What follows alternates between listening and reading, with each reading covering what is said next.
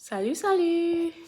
J'espère que vous vous portez bien. Je sais, ça fait un long moment, je n'ai pas fait de vidéo, mais bon, j'avais quelques affaires à régler, mais là, ça va. Bon, aujourd'hui, nous allons parler d'un nouveau sujet.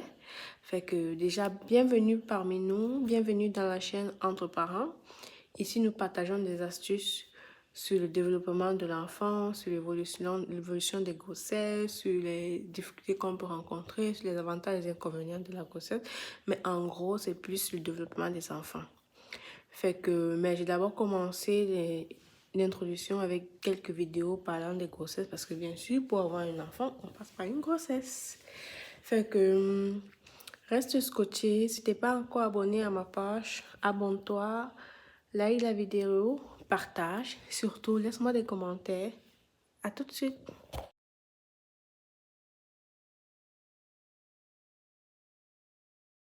Nous avons déjà fait 2 ou 3 vidéos concernant la grossesse. Fait qu'aujourd'hui, ça va être presque la dernière vidéo que je vais faire concernant la grossesse. Après ça, on va entrer vraiment sur le pourquoi de notre chaîne.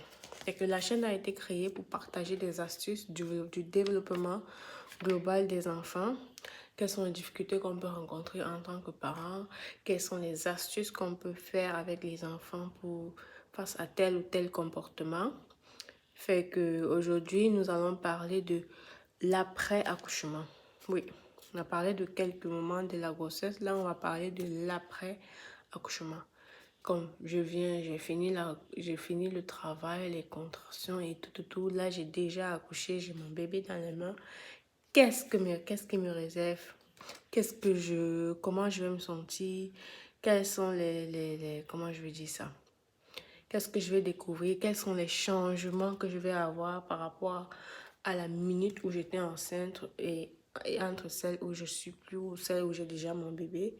Fait que on va essayer de détailler point par point quels sont les challenges qu'on peut être confronté après l'accouchement. On se dit toujours que ouf, une fois accouché, tout se passe bien, tout s'est bien passé, j'ai mon bébé, puis oups, ça va s'envoler. Non.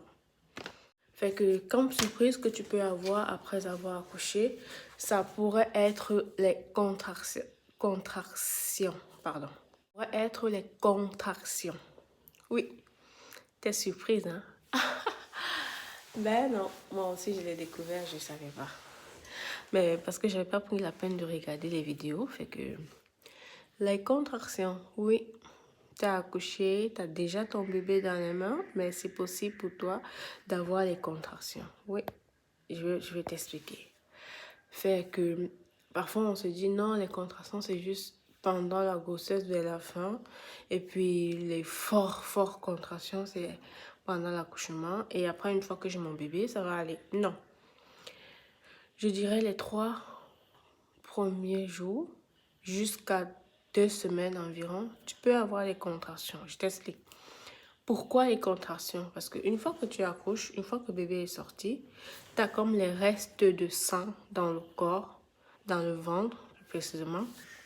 Fait que pour que ce sang-là s'évacue, pour que ces caillots de sang-là sortent complètement, ça passe par les contractions. Fait que tu vas avoir, c'est plus les plus fortes contractions, c'est plus quand tu allaites le bébé. Une fois que le bébé allait, ça crée comme les contractions de ton utérus, fait que tu as encore des douleurs comme la première fois, tu es comme, oh, j'ai déjà accouché, mais pourquoi t'as vraiment les grosses douleurs là. Fait que c'est une bonne chose, c'est très bien si tu les as eu si tu vas les avoir, c'est très bien, t'inquiète pas, ça dure pas une longue période comme pendant l'accouchement. Et puis, ça ne va pas évoluer comme 1, 2, 3 jusqu'à 10 comme on fait pendant l'accouchement. Non, c'est vraiment des petites périodes, juste que le temps que ce caillot de sang-là sorte. Et après, ça va aller. Une fois que c'est sorti, ça passe, puis tu peux l'avoir à nouveau comme dans, je sais pas, comme le soir ou bien dans 2, 3 jours. Pour ma petite expérience, moi, j'ai eu ma dernière contraction, c'était à 2 semaines. Ça te fait vraiment sortir des caillots. Après, le plus souvent, après ces contractions-là, quand tu vas à l'hôpital, pardon, quand tu vas aux toilettes, tu te rends compte que tu as un caillot de sang qui est sorti. Fait que c'est une très bonne chose parce que le but, c'est pas que les caillots restent dans le ventre, sinon ça te crée d'autres complications. Puis, c'est pas toujours bon. Sois pas surpris si tu as des contractions après avoir accouché. T'es pas la seule, ça arrive. C'est ça. Fait que c'est pas très douloureux. T'as pas besoin de prendre la péridurale pour ça, non. Ça fait mal, oui, mais c'est pas une grosse douleur. Puis tu n'auras pas vraiment besoin de prendre la péridurale pour les contractions d'après grossesse. C'est ça. Nous avons parlé des les contractions. Qu'est-ce qu'on peut avoir comme malaise encore après l'accouchement? Ensuite, nous avons aussi les douleurs des articulations. Je vous explique.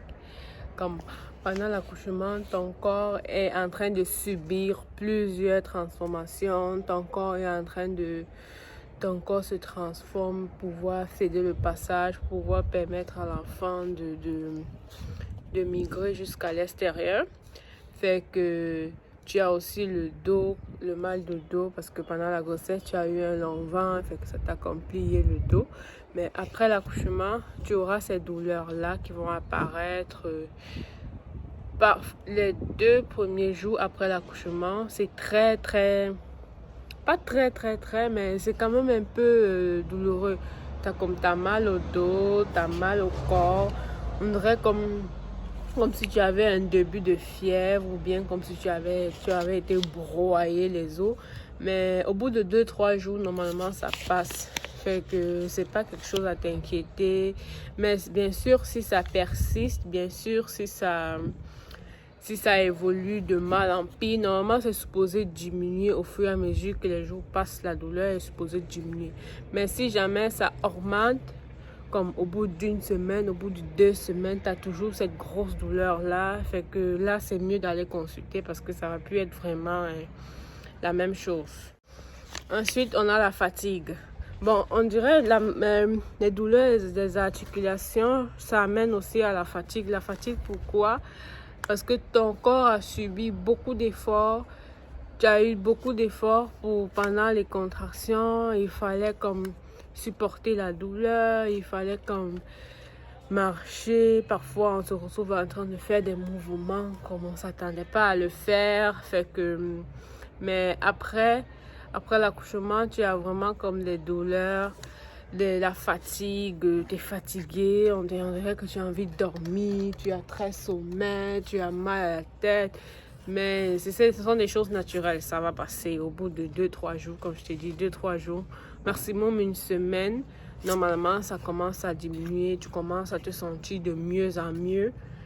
Aussi, dis-toi que tu dois te reposer, mais au même moment aussi essayer de forcer pour comme passer le message à ton corps que là c'est assez, c'est le moment pour lui de se relever, parce que plus tu restes couché, plus tu dors, ça va pas t'aider.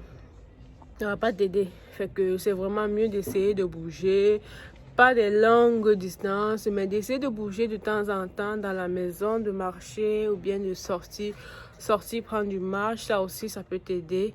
Si tu as accouché en été ou bien et que bébé est en bonne santé, tu peux sortir marcher avec lui. Ou bien si tu as quelqu'un à la maison qui peut te regarder le bébé, tu peux sortir tout seul marcher. C'est ça. Oups! J'ai oublié de vous dire. Ça fait un bon bout que tu es en train de regarder la vidéo. Prends une pause. Va sur la vidéo. Clique sur la cloche de notification. Essaye de liker la vidéo. Ou bien laisse-moi des commentaires. Comme on ne va pas juste regarder la vidéo jusqu'à la fin sans rien faire. Il faut que je sache que tu es passé par là. Bien oui, ça marque tel nombre de personnes à visionner. Mais ça ne marque pas forcément qui a visionné, ou bien ça va pas me dire est-ce que tu as aimé ou pas la vidéo. Fait que c'est en me laissant un commentaire, en me laissant une cloche de notification activée, en me laissant un pouce j'aime. Là, ça va me permettre de savoir que, oh tiens, qu'est-ce que j'ai raconté, ça a plu à tel et tel. Fait que n'hésite pas, merci. On a aussi des œdèmes. C'est quoi les œdèmes? C'est comme l'accumulation de l'eau. Tu auras les pieds enflés. Les pieds, il y en a aussi que ça arrive aussi sur les bouts de doigts. Fait que les bouts de doigts et les pieds, c'est possible que ça soit enflé. Parfois même le visage encore reste enflé pour un moment et après ça baisse. Fait que comment tu peux faire pour essayer de soulager ça? Aussi, c'est marcher, mais en même moment rester couché et puis surlever le pied de temps en temps. Mais pas rester couché trop. On dit de rester couché tout le temps, mais pas tout le temps. Essaye de rester couché de temps en temps.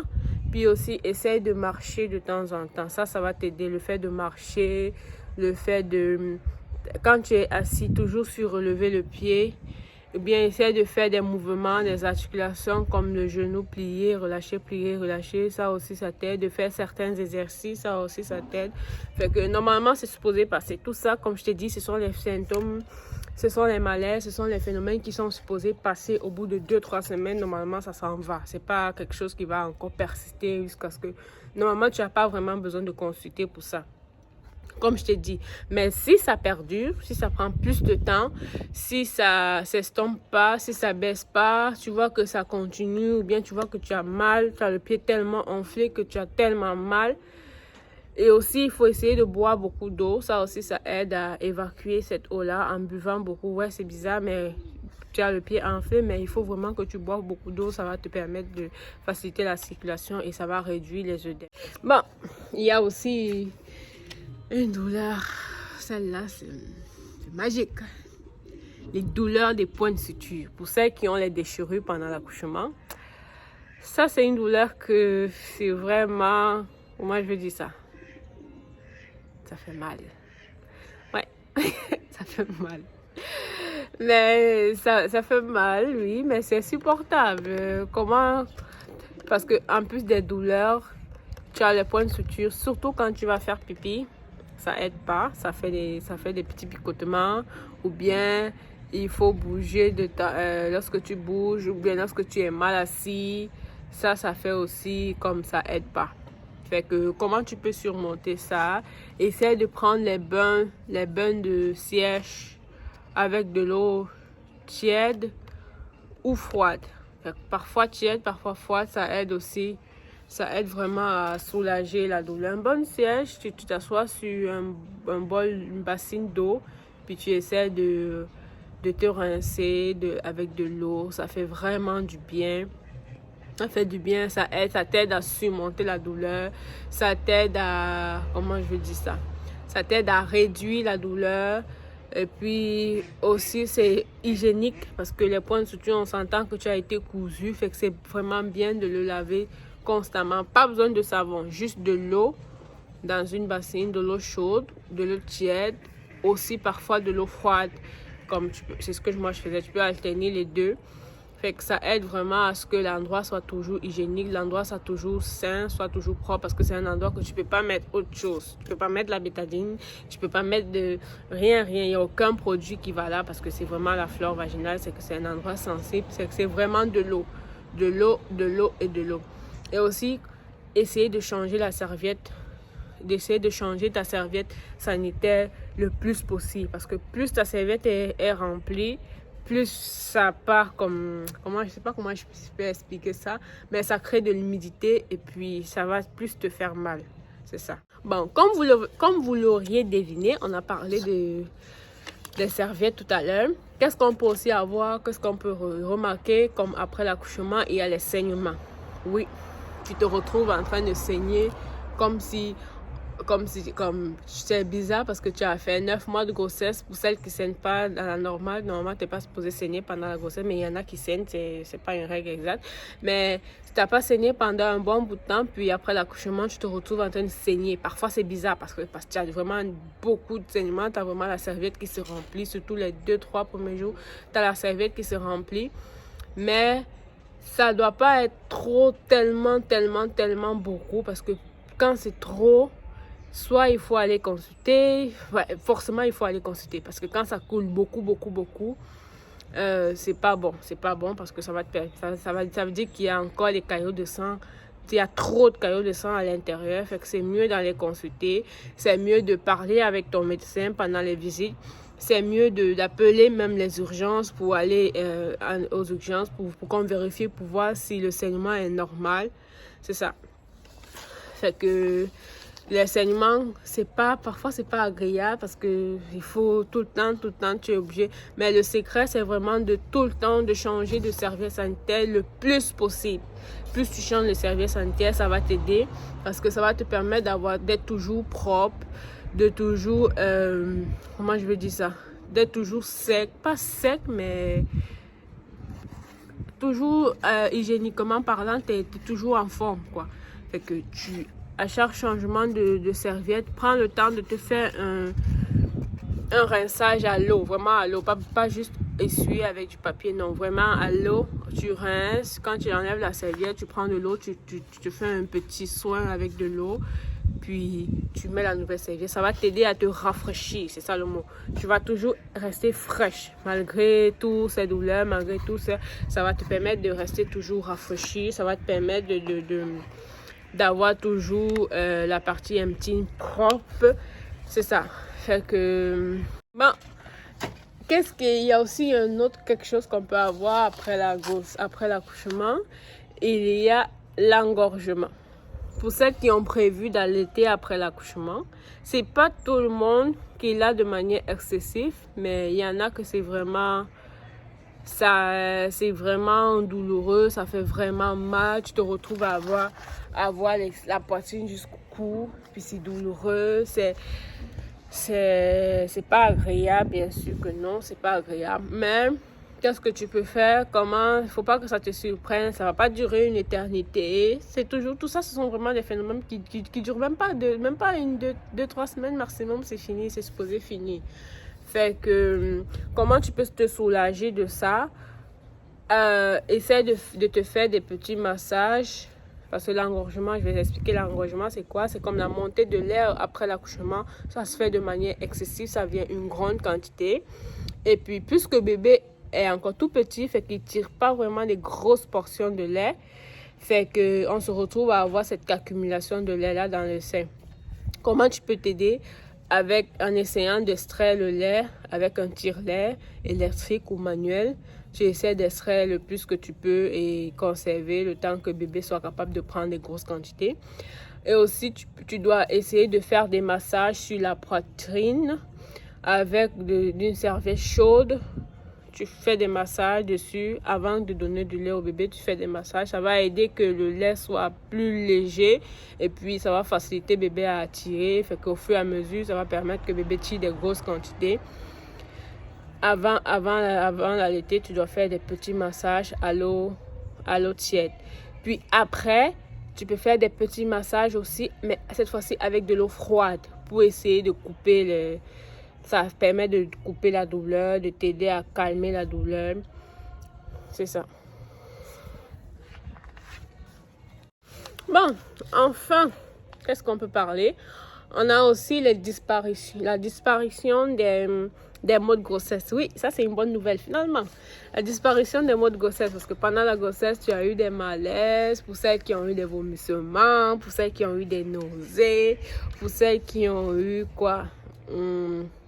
vomissements, nausées, pour celles qui avaient des crampes excessives, pour celles qui avaient des douleurs comme des maux de tête, tout ça, ou bien comment on appelle ça,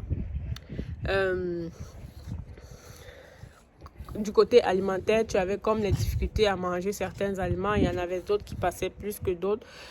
Bonne nouvelle, après l'accouchement, aussitôt que bébé sort, tout ça disparaît. Mais c'est sûr, c'est pas une règle exacte. Si dans ton cas, ça se fait pas ainsi tout de suite. Mais normalement, dans la majorité des cas, une fois que bébé est sorti, tous ces maux de grossesse-là commencent à diminuer. Si tu n'avais pas supporté le fruit de mer pendant la grossesse, c'est possible que le lendemain de ton accouchement, tu es capable de le consommer.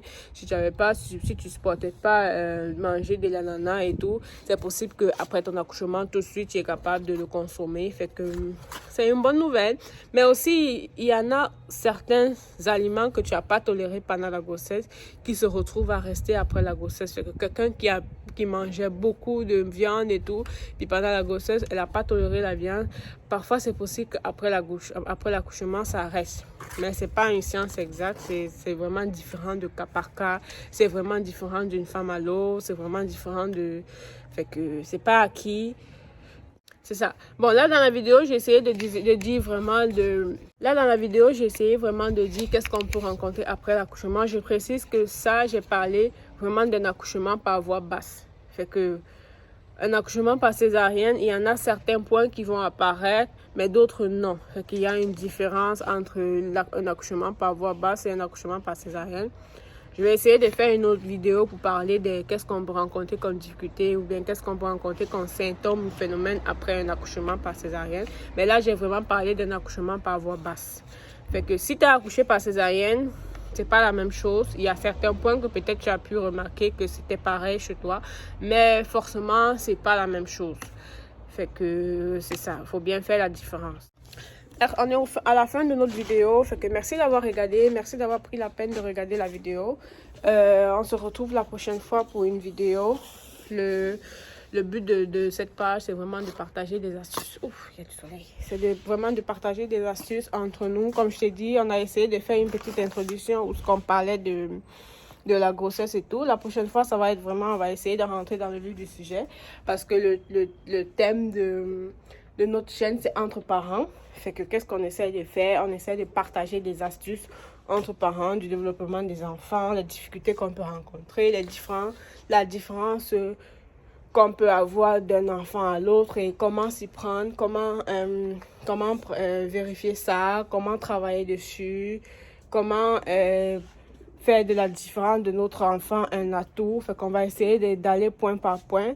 N'hésite pas en commentaire de me laisser des sujets que tu aimerais que je parle dessus par rapport à ton enfant ou par rapport à un autre enfant que tu as observé. N'hésite pas à me laisser en commentaire. On va essayer de voir les thèmes qui vous attirent le plus. Sinon, moi, je vais vous proposer des thèmes et puis on va aller avec ça. Fait que merci d'avoir regardé la vidéo. Je te souhaite une excellente journée, une bonne santé pour toutes les mamans qui sont sur ma page ou bien toutes les futures mamans qui sont sur ma page.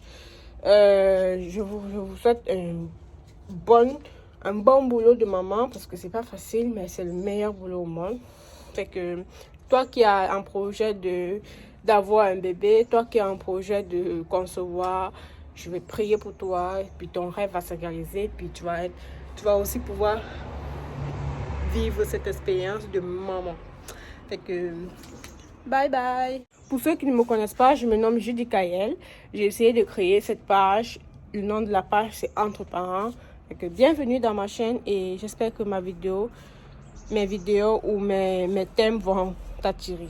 Bisous, bye.